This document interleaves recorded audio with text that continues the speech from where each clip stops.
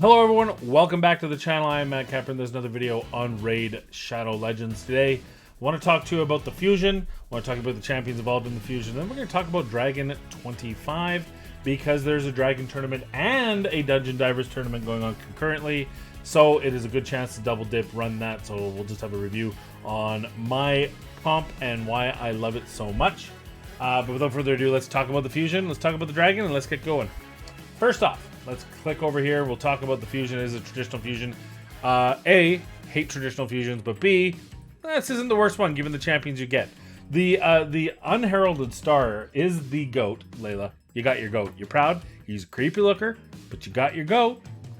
Be proud, be happy. Why has he got a serpent dagger? What's wrong? Anyway, so this is the skill set. He's got a 10% aura, speed, all battles. Very nice. For a rare champion. He's got a revive on death with a heal of 25% of their max HP, but this is actually the better one. Attacks all enemies, plays a 15% continuous heal buff on all allies for 2 turns, and then attacks one enemy 2 times. This is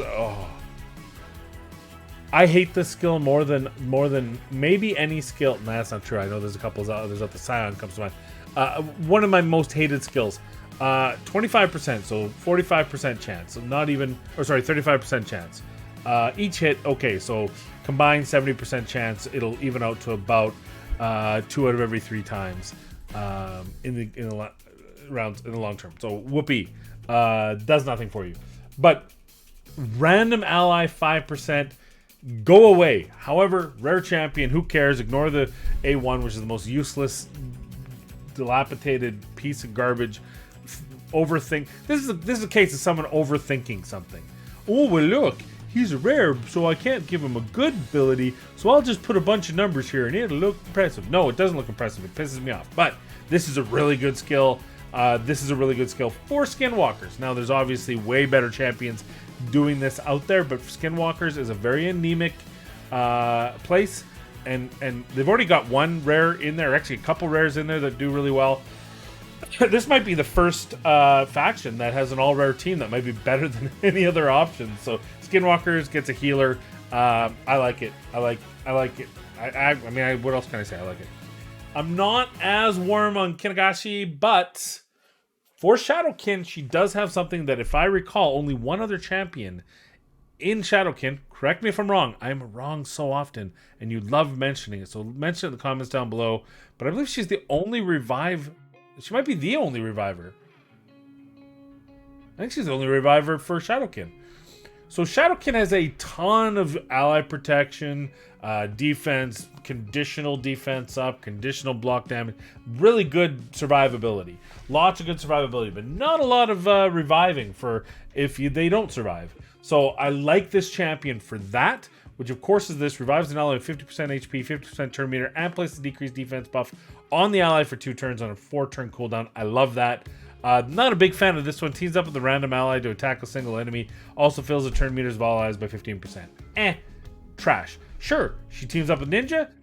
Yay, high five. She teams up with Taragi. Nah, because Taragi doesn't hit hard. He's all about the rest of his kit. He's an amazing champion, but he's not amazing for his A1. So I'm not a huge fan of this. Just a random ally. Yeah, I would like 2 allies, or leader even, so at least you could force someone to be the good hit. Anyway, whatever. Attacks one enemy 2 times. Each hit has a 30% chance to decrease the target's turn meter by 10%. Pretty good because of the boss, I believe, is a turn one you can reduce turn meter on. So that's good, I guess. But overall, kit's not amazing. Champion's not amazing. The stats aren't amazing. But and this isn't her final HP, obviously, because this is her at level 50, not 60. But yeah, I mean, if this were in a different faction, I'd be extremely underwhelmed. I mean, she looks amazing. I look like all the Shadowkin are batting 1,000. I love the look. She looks cool, but the kit's kind of anemic. That said, I'm still hot on it. Let's just take a look here. Let's just take a look just so we know. So who revives? I don't think, do any of them revive? Does he revive? No, this he puts a block revive and does the hokey. He's a cool looking champ. I don't think any of them revive. Riho just does she does a nice cleanse and heal. Jinro? No, I don't think they have a revive. I think that's their first revive champion. So that makes a big deal. That does make a big deal, I think. Yeah, so 18k with 1k, 1k, 105. 105 speed's pretty good. I was hoping maybe there's a hidden skill that it didn't mention. So, I mean, whatever. Good for the faction. If you're free to play, you might want to pick it up just to make your faction life a little bit easier. But, yeah, I'm not sold on that being a great champion. But I am sold on this champion. And this is how, Helicath, this is how much I am sold on this champion. I had to nitpick to find something wrong with it. There's two things I have wrong with this champion. Number one, it's a demon spawn. Demon spawn did not need help. It's already a great faction. Piss off. Put this in Skinwalkers. Why not? Just give him some chin hair and knock down the horn thingies, or make them horns instead of like platelets. Something. I mean, it looks cool. I'm not disparaging that, but. Do we need another demon spawn? Probably not. The other thing is, I'm not a fan of it being Spirit Affinity, only because one of his skills is so closely tied to one of the best champions in the game, who is Spirit Affinity. Again, I'm nitpicking, but I like having those skills spread out among different affinities. So I really wish this was Force Affinity. But again, I'm nitpicking right now because this champion is next level amazing. And again, we're going to go, because this doesn't show you, this is level 1, it doesn't show you the full stats. Better if we go through here from the, and we probably should hit the right one. It's better if we go through the index here. And let's hit Helicath there. So 19k HP, 1443 defense. So here's what I see. This, I think, is going to be a fun clan boss champion. I think Deadwood is drooling over this. So first off, defense in all battles by 30%. So you put him as your lead in the clan boss, boom, instant 30% defense on his already impressive 1443 defense. Then you have, then you have the passive. Increases this champion's defense by 5% for each ally under a block damage buff. You guessed it, he has a block damage. And counterattacks with the default skill whenever an ally is hit while under a block damage buff. So, I mean, this means he's hitting clan boss multiple times. You're getting free hits on the clan boss with this champion as long as they're under the block damage. But and he has the block damage on a 4-turn cooldown. He's basically a better Rosh card. And I hear he hits better too, which is unfortunate. Well, because Rosh card's got mixed skills. His one's HP, one's attack. It's stupid. Fix that. Fix Rosh card. Justice for Rosh card. So he puts a block damage for 2 turns, and whenever a block damage buff is placed on an ally by this champion is removed, stolen, or expires, places a 60% increased defense buff on that ally for 2 turns. This is my question. 4-turn cooldown. When it falls off of him, does he get the increased defense? And if so, holy shit, because this is the skill. Attacks all enemies, places a shield buff on all allies for 2 turns. The shield is proportional to this champion's defense.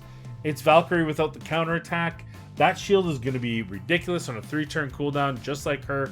And then, by the way, the default skill, which we talked about, he gets all these chances every time every time someone's hit under a block damage, which of course if you're doing clan boss means always once per enemy turn, which means he can't do it 4 times unfortunately, but he will hit once per round essentially.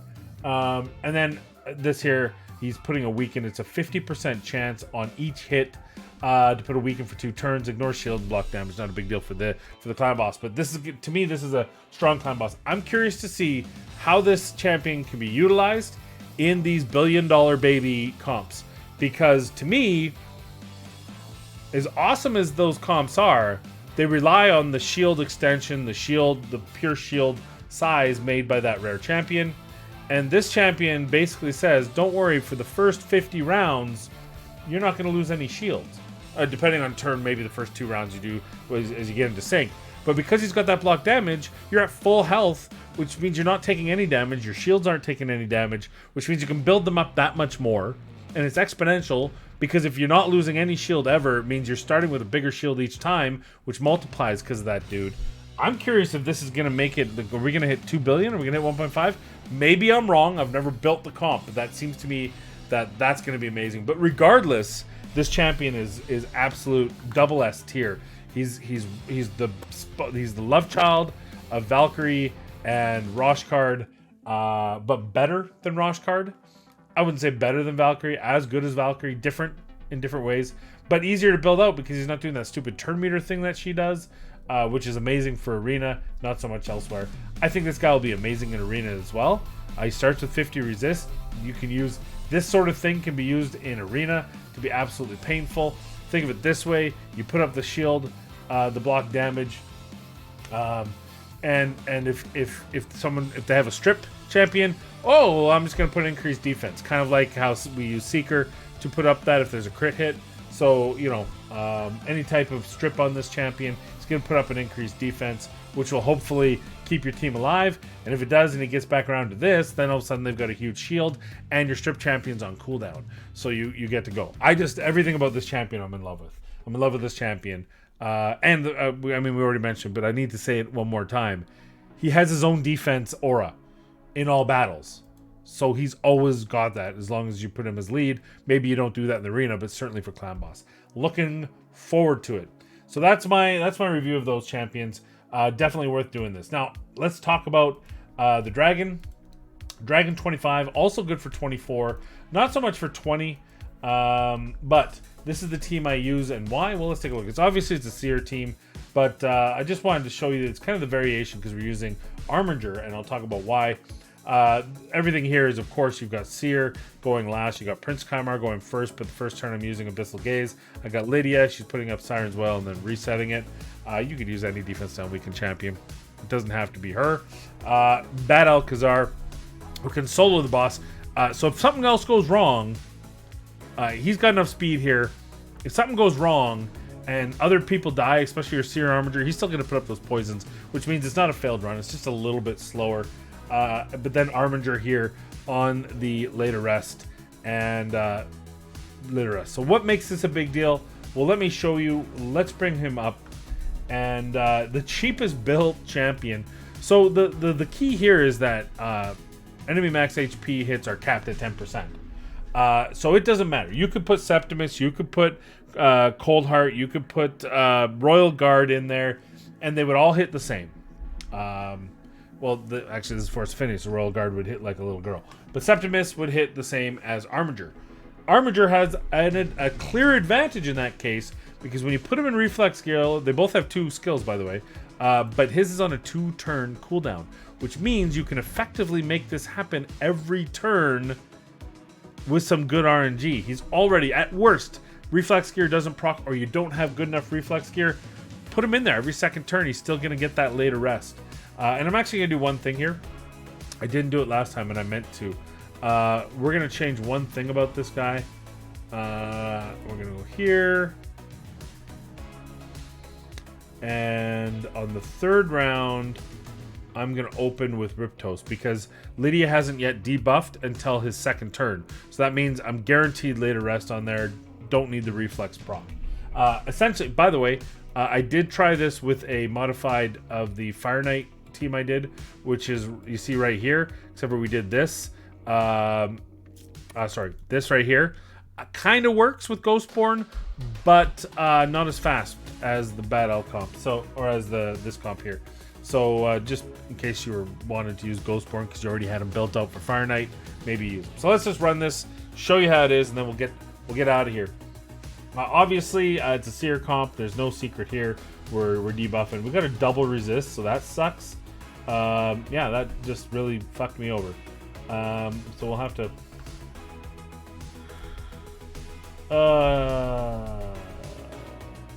Replay. All right. What are the chances of double resisting like that? So there's the first round. There's a second. By the way, they would have been fine. It just would have been a slow run. So what I've been doing, and I forgot to do it on this comp, is I've been locking out Kymar's skills so he doesn't reset until that round's over. And they would have killed her easily. But anyway, so you see here what's happening. Now we're getting that defense down, and now Armiger gets to start popping off. He uses that later rest. That's a nice one.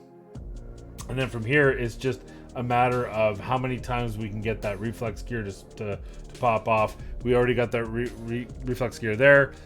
So you see he's just back to back. And I think we saw it again, back to back to back. He can just keep going. He can go all day long, depending on your RNG. That one didn't happen. Now it is reset, so we're good. Unfortunately, I think Kymar resets here. So that, oh no, he doesn't. So that's good. Boom, he hits it again. And I don't know if he's going to get another turn before we finish this. And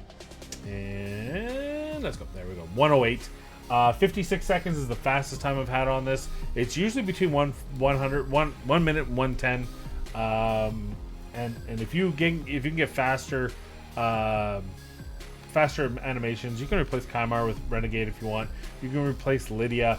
I had Ghostborn in there, which means you can do it with just defense down if you have enough buffs. You just got to be smart about it. Maybe switch Armiger in to a shield set or something. Just make sure you have some extra buffs there.